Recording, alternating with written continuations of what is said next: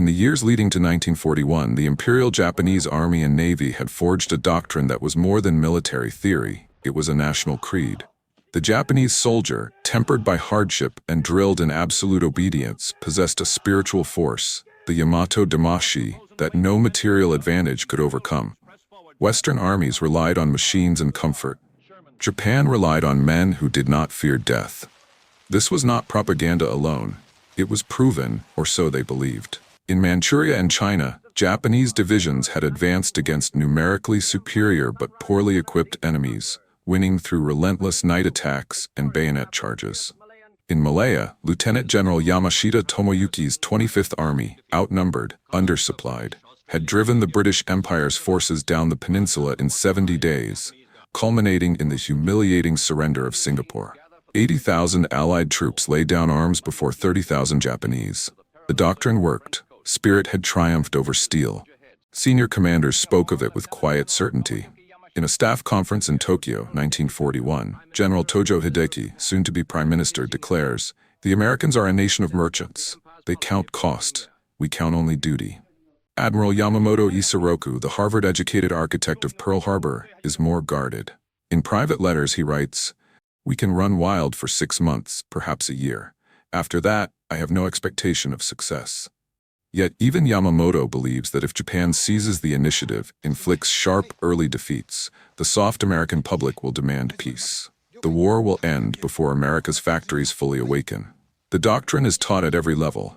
Officers are instructed, close with the enemy quickly. Night attacks neutralize enemy firepower. Bayonet charges break morale. A Japanese soldier who embraces death fights harder than one who fears it. This belief carries into the opening months of the Pacific War. Victory follows victory. Wake Island falls. Guam, Hong Kong, the Philippines buckle. The Dutch East Indies surrender their oil. Everywhere, Western forces retreat or capitulate. Then on August 7, 1942, American Marines land on an obscure island in the Solomon's Chain, Guadalcanal. To Tokyo, it is an affront. The island's airfield, Henderson Field, threatens supply lines to New Guinea and beyond. It must be retaken immediately. The Imperial General Headquarters dismisses the landing as a reckless probe. The Americans are few, poorly supplied, far from home. One decisive counterstroke will throw them back into the sea. First to move is the Ichiki Detachment, 917 elite troops under Colonel Kunio Ichiki, veterans of triumphs in China and Hong Kong. Ichiki is the perfect embodiment of doctrine. He has contempt for American fighting spirit. His orders: land west of the American perimeter, advance rapidly, strike at night, annihilate the enemy before dawn. On the evening of August 20th, Ichiki's men come ashore from destroyers. They march through jungle trails. No heavy weapons, speed is everything. By midnight they reach the Tanaru River, misidentified on Japanese maps as a deep obstacle. In reality, it is a shallow tidal lagoon blocked by a sandbar. Ichiki deploys. One company left, one right, the main force across the sandbar in a frontal charge. Bayonets fixed, no artillery preparation. Surprise and spirit will suffice. At 300 hours, August 21st, the attack begins. The first wave crosses the sandbar, shouting "Banzai" to steel their nerves. For a moment, the night is theirs. Then the American line erupts. Water-cooled 30-caliber machine guns emplaced behind sandbags and barbed wire open fire in long, sustained bursts. Belts of ammunition feed endlessly. Tracers stitch red lines across the sandbar. Marines with Browning automatic rifles sweep the flanks. Behind them, 37mm anti-tank guns loaded with canister rounds fire point-blank. Each shot a cone of steel balls that scythes down dozens. Illumination flares arc into the sky, turning darkness into harsh white daylight. Forward observers call in 105mm howitzers from the Marine Artillery Battalion.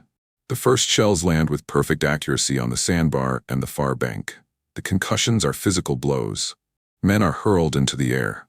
The lagoon water boils with explosions. Body parts rain down. The sandbar becomes a slaughter pen. Yet Ichiki's men press forward. Veterans crawl through wire, reach Marine positions, fight hand-to-hand with bayonets and swords. A few Marines fall, but the American fire never slackens. Machine-guns keep firing. Ammunition bearers run forward under fire to resupply.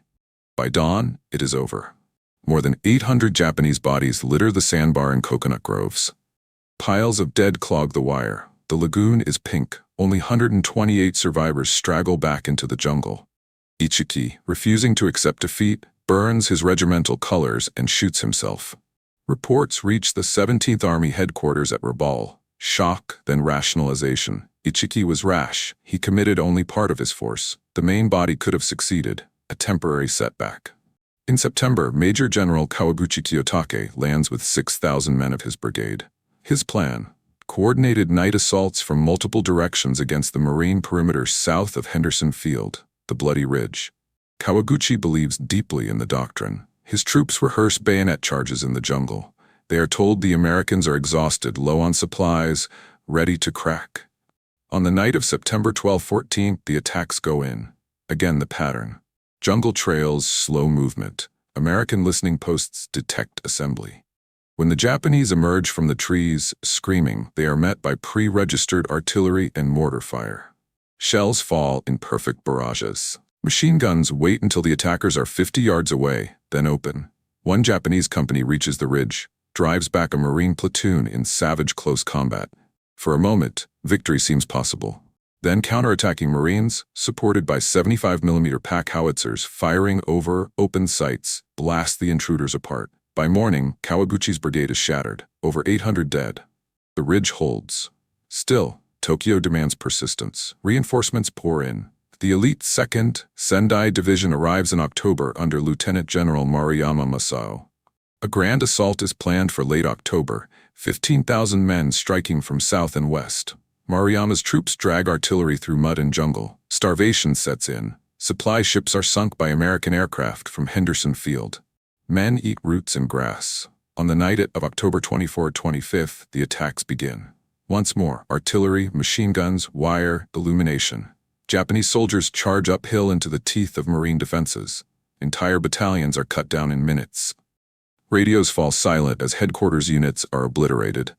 A Japanese staff officer, listening to fragmented reports in a dripping bunker, hears a company commander scream over the radio, "Enemy fire too heavy, cannot advance." Then static. By the end of October, the Sendai Division has lost over 3,000 men in futile charges. The perimeter holds. American ships and planes dominate the surrounding seas. In Rabaul, Vice Admiral Mikawa Gunichi reads the casualty returns. He mutters to his chief of staff, "Their guns do not stop. Our men reach the wire and disappear." In Tokyo, Imperial General Headquarters still speaks of decisive victory. But in command tents on Guadalcanal, in underground dugouts lit by flickering lanterns, a different conversation begins. A regimental commander, staring at a map now marked with crossed-out unit symbols, says quietly, "We asked for sacrifice, they gave it, and it was not enough. They had expected resistance, not erasure." A Japanese soldier said, "We began to understand that the Americans did not fight battles. They fought timetables." By early 1943, Guadalcanal has become something new in Japanese military experience. A prolonged siege in which the enemy never runs out of anything. Food arrives by air and sea. Ammunition is stacked in dumps that grow larger every week. Damaged ships withdraw, repair, return. Planes shot down are replaced overnight. For the Japanese, the opposite. Supply convoys, the Tokyo Express, run only at night, harassed by American PT boats and aircraft.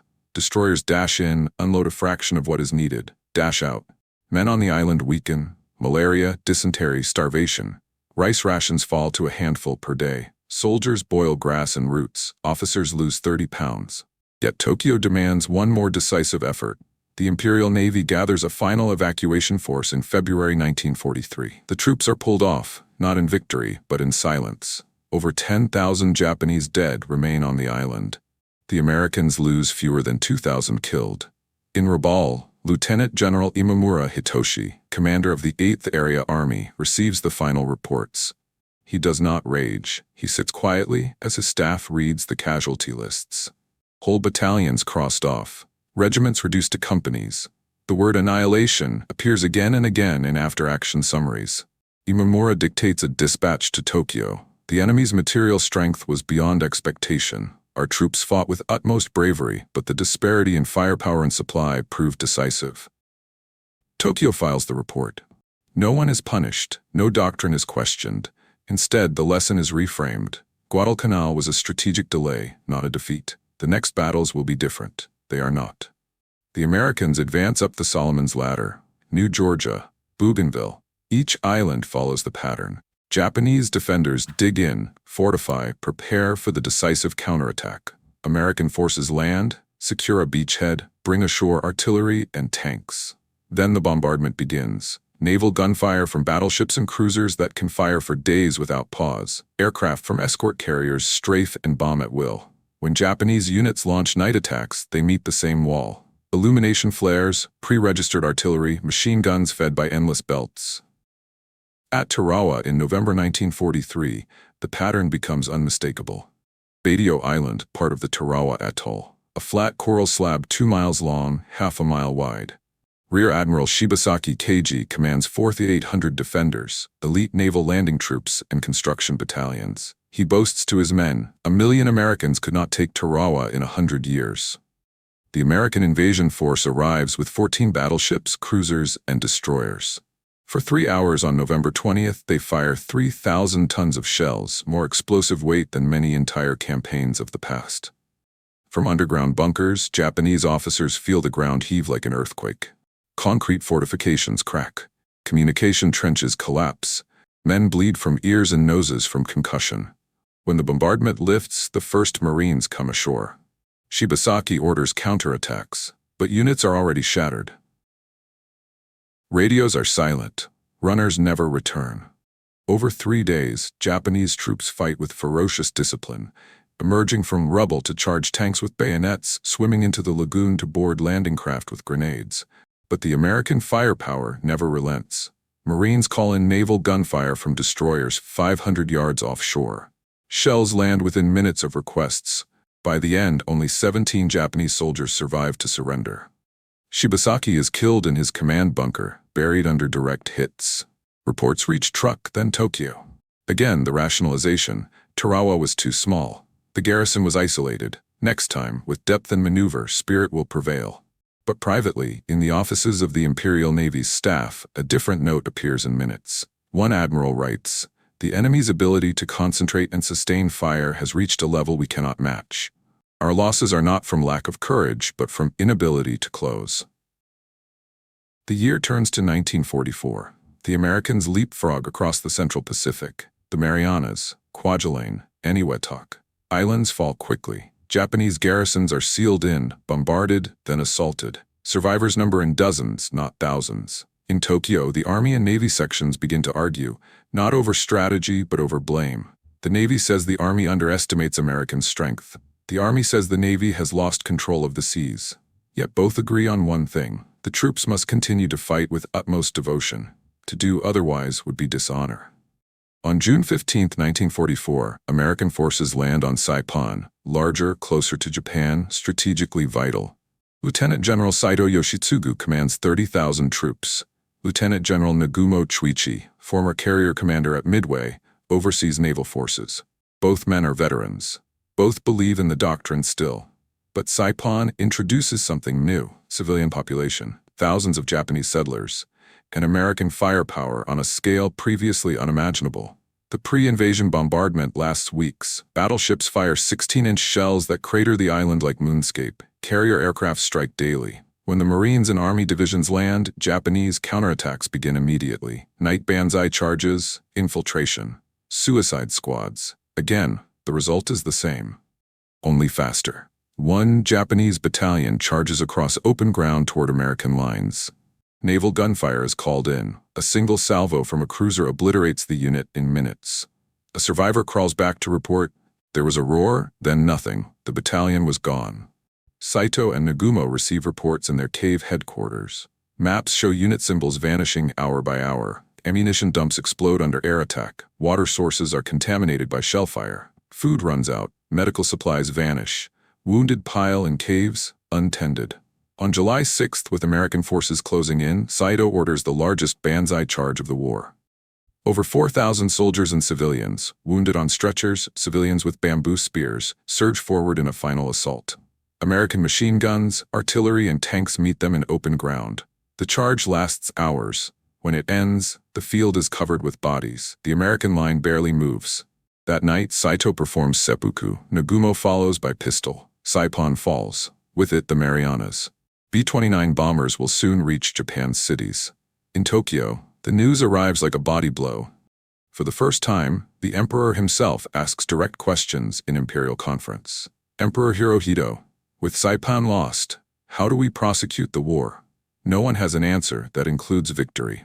In command bunkers across the Pacific, officers begin to speak differently.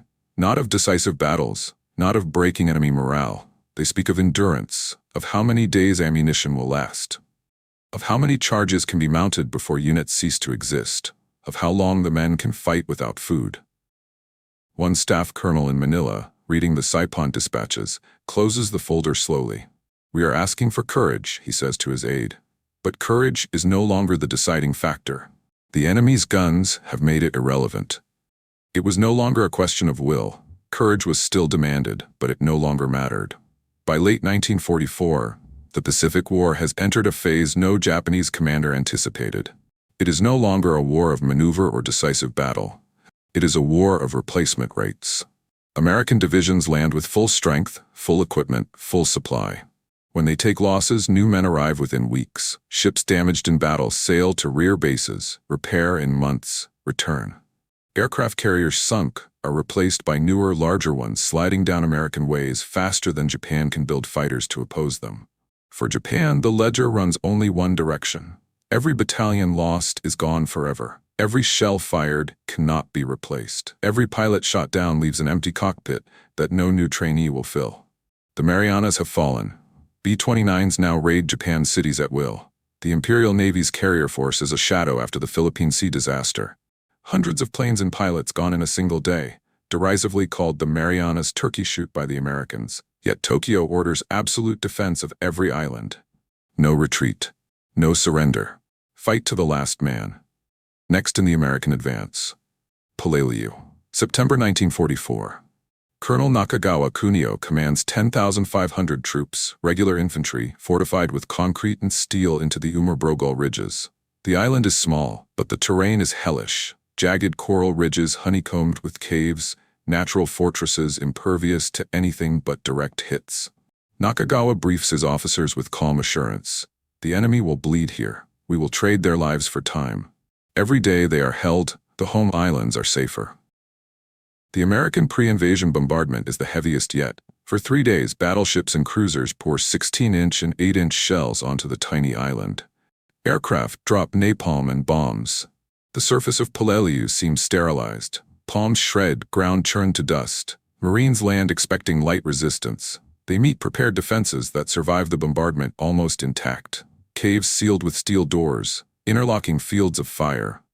Artillery and mortars zeroed on every approach. The battle grinds into weeks, then months. Heat over 100 degrees.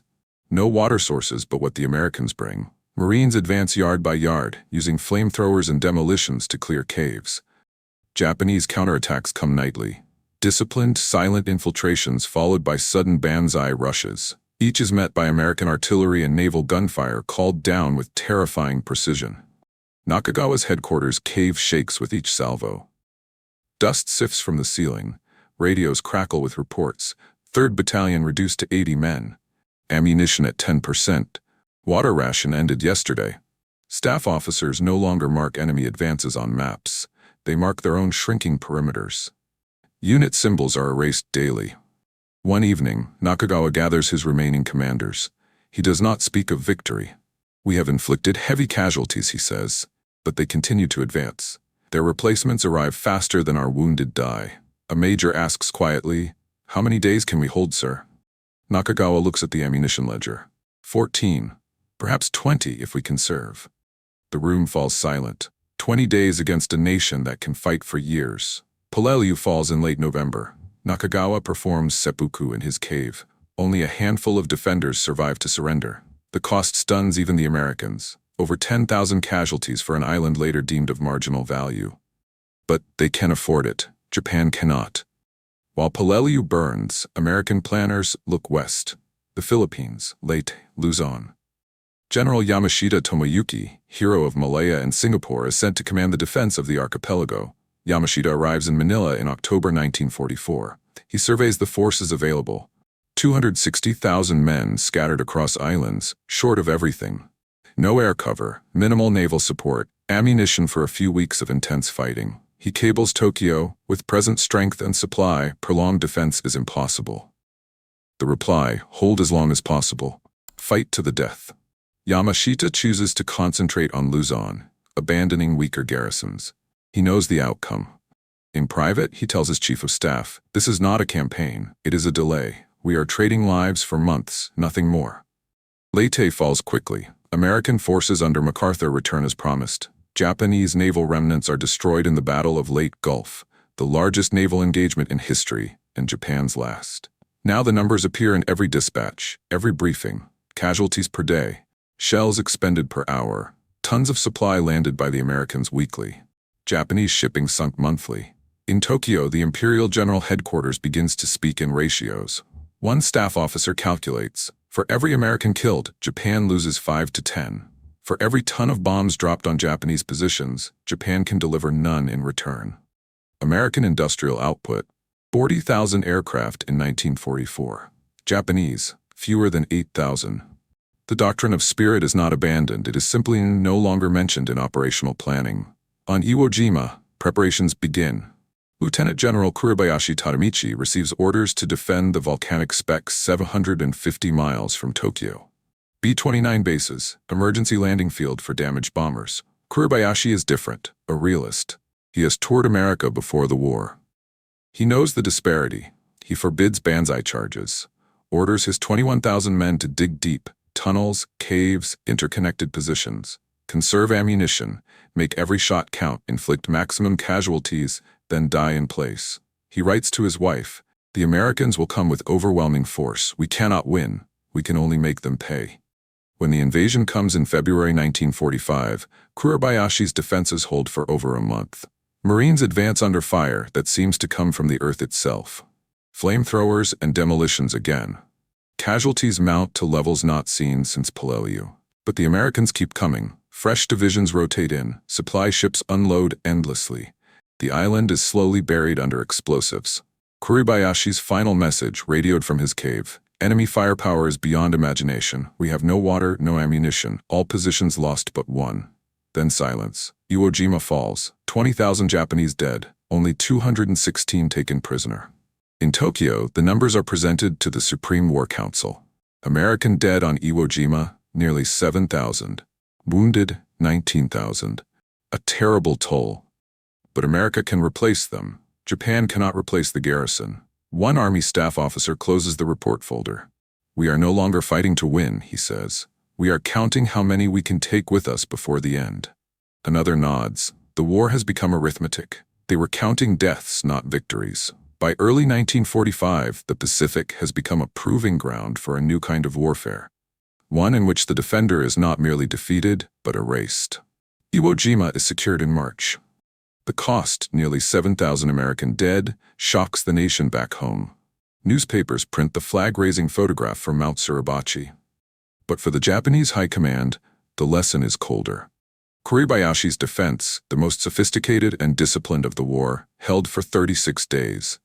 It inflicted casualties at a ratio better than any previous island, and it changed nothing. The Americans replaced their losses, repaired their ships, flew in fresh divisions. The island fell anyway.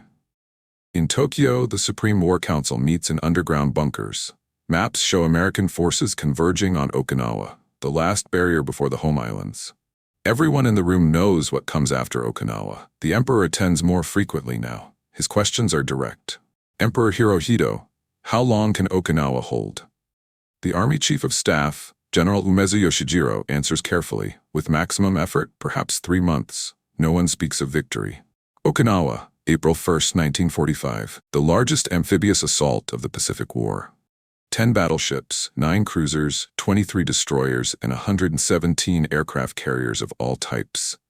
Over 180,000 American combat troops. Lieutenant General Ushijima Mitsuru commands the Japanese 32nd Army. 100,000 men dug into the southern half of the island, fortified in caves and ridges that make Peleliu look gentle.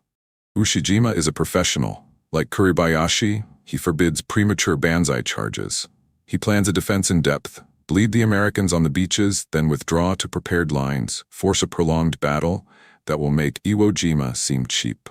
The pre-invasion bombardment begins on March 26. For 7 days, the fleet fires over 40,000 shells from naval guns alone. Carrier aircraft fly 3,000 sorties. The northern half of the island is declared obliterated. American troops land on April 1st expecting heavy resistance. They meet almost none. The beaches are seized with ease. Engineers bulldoze airstrips within hours. Ushijima watches from his cave headquarters beneath Shuri Castle. He does not celebrate the unopposed landing. He knows what it means. The Americans can now bring their full logistics ashore without interruption. The real battle begins in the south. As American divisions push inland, they encounter the Shuri Line, a labyrinth of mutually supporting caves, tunnels, reverse slope positions. Every yard is registered for artillery, every approach mined or covered by mortars. For weeks, the fighting is savage. Rain turns the ground to mud. Marines and soldiers advance through knee-deep slop under fire that never ceases. But the American response is no longer measured. It is total. Naval gunfire support reaches a new peak. Battleships anchor offshore and fire on call, day and night. A single 16-inch salvo can collapse an entire ridge. Destroyers steam close inshore, dueling Japanese cave guns at point-blank range. Carrier aircraft, now hundreds, fly constant missions. Napalm drenches cave mouths. Rockets and bombs seal tunnels. And ashore, the Americans have their own artillery in unprecedented density. Over 1,300 guns, from 105mm howitzers to 155mm long toms to 8-inch rifles. They fire around the clock. Ammunition expenditure is measured in tens of thousands of rounds per day.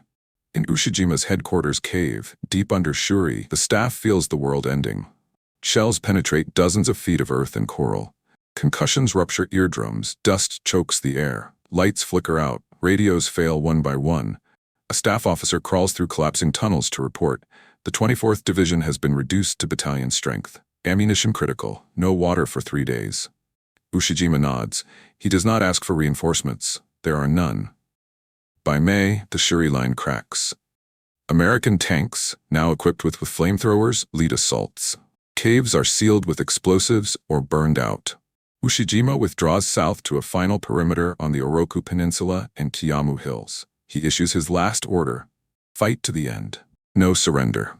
In early June, as American forces close the ring, Ushijima and his chief of staff, Lieutenant General Izamu Cho, prepare for ritual suicide. Before the end, Ushijima speaks quietly to his remaining officers. "We have done all that could be done. The enemy's material power is beyond anything we imagined. Even if every man on this island dies, it will not stop them." On June 22nd, in a shallow cave, Ushijima and Cho perform seppuku as American shells fall around them. Okinawa falls. Over 110,000 Japanese military dead, only 7,400 taken prisoner, most of them conscripted Okinawans. American losses: 12,500 dead, 36,000 wounded, the highest of the Pacific War. Battleships damaged by kamikaze attacks, yet the fleet sails away repaired. New divisions prepare for the next operation. In Tokyo, the news arrives piecemeal. First, Shuri fallen, then Oroku, then silence from 32nd Army headquarters. The Emperor convenes the Supreme Council on June 22, the same day Ushijima dies. Foreign Minister Togo Shigenori speaks first. "Okinawa is lost. The fleet is destroyed. The Air Force exists in name only. We must seek an end." Army Minister Anami Kurachika resists. One more battle. The decisive battle on the home islands. The enemy will bleed until he quits. But even Anami's voice lacks conviction. He knows the numbers. The kamikaze campaign, Japan's last hope of asymmetric attrition, has failed. Over 4,000 planes and pilots expended. American ships damaged, some sunk. But the fleet continues. Task Force 58 still operates with impunity. In bunkers across Japan, commanders prepare for invasion. They count rifles, bullets, bamboo spears. They train civilians, women, children, in how to charge tanks with explosives. One colonel in Kyushu, reviewing ammunition stocks, closes the ledger and says to his aide, "We can arm every soldier for one attack, perhaps two. After that, only bodies." The aide asks, "Will it be enough?" The colonel looks at him for a long moment. Enough for what? There was no maneuver left, only endurance. August 1945. Okinawa has fallen. The home islands stand naked before the American fleet. Operation Downfall, the invasion of Kyushu and Honshu, is scheduled for November. Millions of Japanese soldiers and civilians prepare for the final battle. Bamboo spears are distributed, schoolgirls train with awls. Every life is pledged. Yet in the deep bunkers beneath Tokyo, the Supreme Council for the direction of the war meets in near silence. The arguments of June have collapsed under two new facts: atomic bombs on Hiroshima and Nagasaki, and the Soviet declaration of war in Manchuria.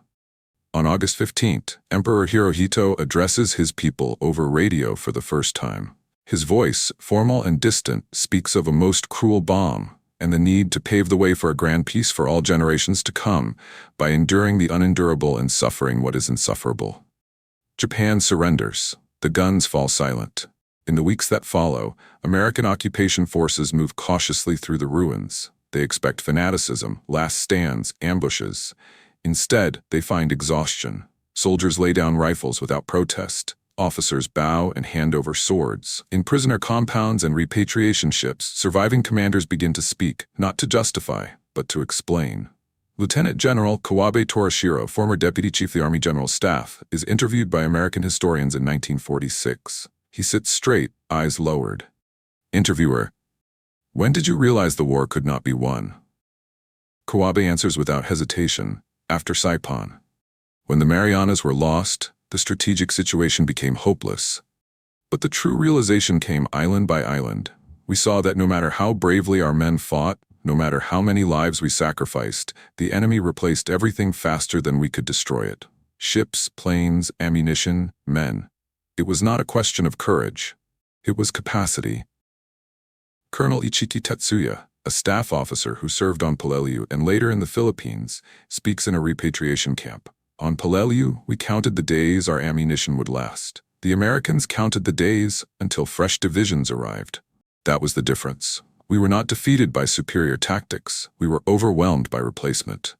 Admiral Ugaki Matome, who led kamikaze operations until the end, writes in his diary before his final flight on August 15th, "Our young men died beautifully. But beauty does not stop shells. I go now to join them, knowing we fought an enemy whose industry never slept."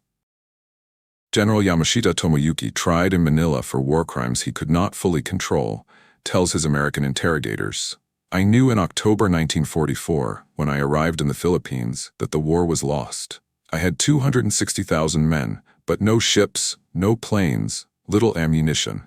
The Americans had everything. My orders were to fight to the death. I obeyed because to do otherwise would have meant admitting defeat earlier, and that was not permitted. But privately, I understood. We were not fighting soldiers. We were fighting a system that could not be exhausted." Lieutenant General Kuribayashi's letters, recovered from Iwo Jima caves and later published, become the clearest testament. He wrote to his son, "Do not think your father died in vain. We could not win. The enemy's power was too great. Tell your children that courage alone is not enough against such strength. Wars are decided not on the battlefield, but in factories and shipyards." In the years after the war, surviving Japanese commanders, those not executed, not suicided, speak with a terrible clarity when interviewed by historians. They repeat the same phrases again and again, like a liturgy of recognition. "We underestimated America's ability to replace losses. We believed spirit could overcome material inferiority. We were wrong. The Americans did not need to be braver, they only needed to be supplied. Our men were not defeated by lack of will, they were buried under capacity. No one claims the Americans fought unfairly. No one blames the soldiers who died. The tone is not bitter. It is quiet, almost relieved. The illusion is gone. The arithmetic is complete." In 1950, former Prime Minister Tojo Hideki, before his execution, is asked if he regrets the war. He pauses. "Regret? We miscalculated. We thought decisive early victories would force peace. We did not understand that America could lose 1,000 ships and build 2,000 more. That was the mistake. Not courage. Calculation." The camera pulls back from archival interviews. Fades to modern footage. Peaceful Tokyo streets, the Imperial Palace moat in cherry blossom season, the quiet memorial at Yasukuni Shrine. Narrator's voice, low and final. The Pacific War did not end with a single battle or a single bomb. It ended with a recognition that arrived slowly, island by island, charge by charge, shell by shell. Japanese commanders, professional, disciplined, devoted, watched their doctrine collide with a force it could not explain. Not hatred, not cruelty, but indifference on an industrial scale. Guns that did not tire, ships that returned repaired, men who were replaced before their graves were dug. Courage is not a strategy. Firepower is not hatred, it is capacity. Wars are decided by what nations can replace. The deadliest moment in war is not the moment of fear, it is the moment of understanding. Screen fades to black. Text appears slowly. They were not defeated in battle, they were buried under capacity. Final line, centered. If you believe history's hardest truths deserve to be told, subscribe for more untold World War II realities.